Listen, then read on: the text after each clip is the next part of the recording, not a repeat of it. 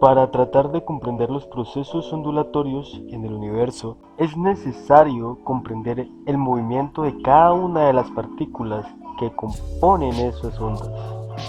Inicialmente podemos observar el resorte y el péndulo.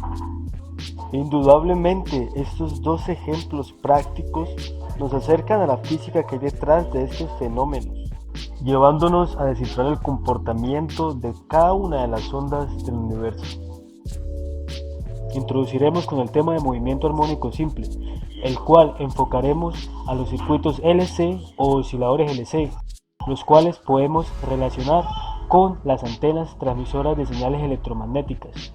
Muchas de estas nos permiten poder observar televisión o escuchar la radio.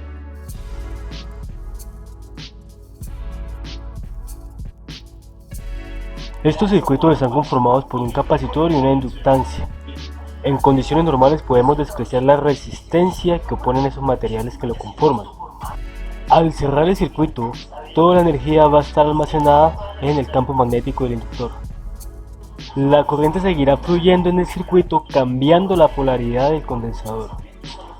Este proceso continúa repitiéndose, logrando conseguir un movimiento oscilatorio que va a estar variando entre un mínimo y un máximo. En todo momento, la carga está dada por el producto de la diferencia de potencial y la capacitancia. La carga va a ir disminuyéndose en el tiempo y esto va a ir aumentando la corriente en el circuito. Por lo que al derivar obtenemos la siguiente expresión.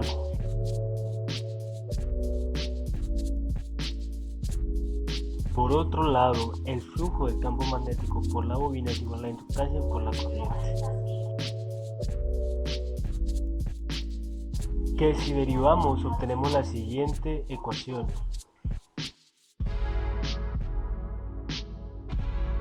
Así, teniendo las siguientes dos expresiones, si derivamos la primera y reemplazamos la segunda, vamos a conseguir la siguiente ecuación diferencial para finalmente tener una solución de la forma del movimiento armónico simple. En el apartado anterior se habían estudiado las oscilaciones simples en circuitos LC. Ahora se estudiarán las oscilaciones amortiguadas en circuitos RLC. Centrándonos más hacia un modelo real en un circuito donde la energía se disipa debido a la presencia de una resistencia, tal y como se muestra en la figura, donde la resistencia es representada por una letra R, es necesario replantear o reformular todo el proceso ondulatorio anterior bajo esta nueva condición. Ahora, para plantear la solución partimos de la ley de tensiones de Kirchhoff, en donde tenemos que la suma de las tensiones de todos los componentes en una malla cerrada y sin la presencia de una fuente es igual a 0. Si expresamos estas tensiones en términos de sus relaciones, nos quedaría expresado de la siguiente manera.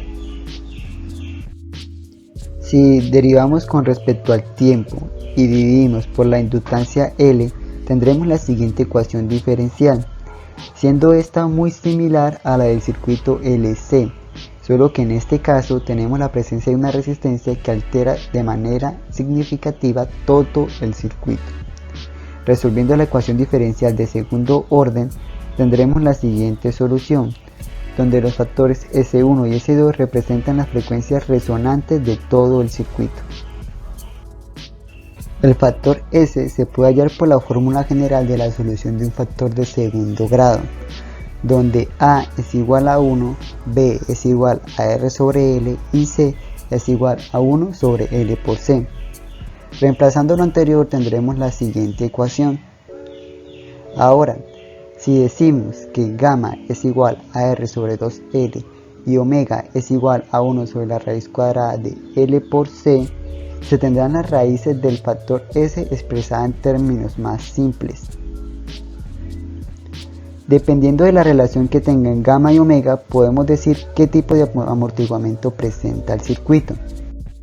Si gamma es menor que omega, el circuito será subamortiguado y presentará algunas oscilaciones dependiendo de las características del circuito, como su valor de resistencia o su inductancia.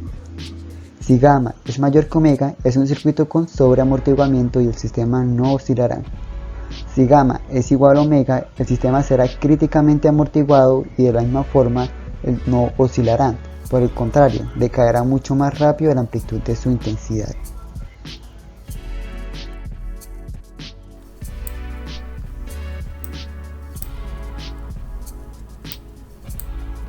continuación, vamos a hacer nuestra simulación de nuestro circuito LCR conectado a una fuente alterna.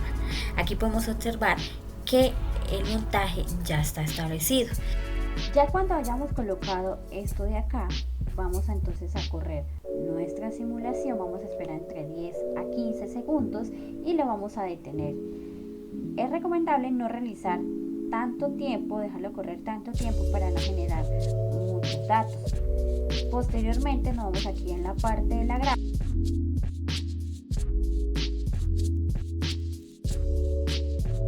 En esta ocasión, ¿qué pasaría si a un circuito RLC, capacitor inductor resistivo, se conecta a una fuerza electromotriz alterna? De esta manera vamos a evaluar el término de oscilaciones forzadas y resonancia en los circuitos. Para mantener en funcionamiento un sistema amortiguado se le debe ir suministrando energía. En el caso de los circuitos, la energía que se disipa es por la resistencia.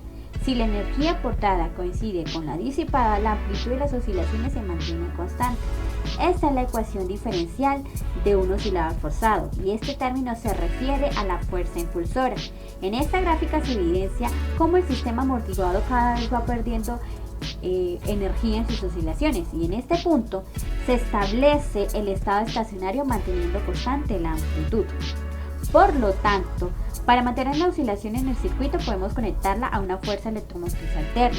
En este punto se observa un circuito que contiene un capacitor, un inductor, una resistencia y esta fuente sinusoidal como fuente alterna, que será nuestra fuerza impulsora. Para hallar la ecuación diferencial en este tipo de circuitos, partimos de la ley de Kirchhoff. Entonces se observa que la suma del voltaje del capacitor, de la resistencia, el inductor es igual al voltaje inducido por la fuente alterna. Teniendo en cuenta que la corriente es la derivada de la carga con respecto al tiempo y pasando a dividir el valor de la inductancia, se obtiene la ecuación diferencial, donde la frecuencia natural está dada y la frecuencia de amortiguamiento está dada por estas dos expresiones. Finalmente, la solución de nuestra ecuación diferencial anterior consta de dos partes: el estado transitorio, que se compone de la solución del sistema amortiguado, y el estado estacionario, que se expresa de esta manera, donde B es nuestra nueva amplitud alcanzada producto de nuestra fuerza impulsora. La corriente está dada entonces por la derivada de la carga en el estado estacionario con respecto al tiempo. Finalmente, existe resonancia en el circuito si la frecuencia externa es igual a la frecuencia natural de nuestro oscilador. Finalmente, en esta gráfica que nos da la simulación, podemos obtener una gráfica de voltaje con el tiempo. Podemos observar que las oscilaciones pasan de un estado transitorio a un estado estacionario, donde las amplitudes van a mantenerse constantes gracias a esta fuente alterna que se introdujo.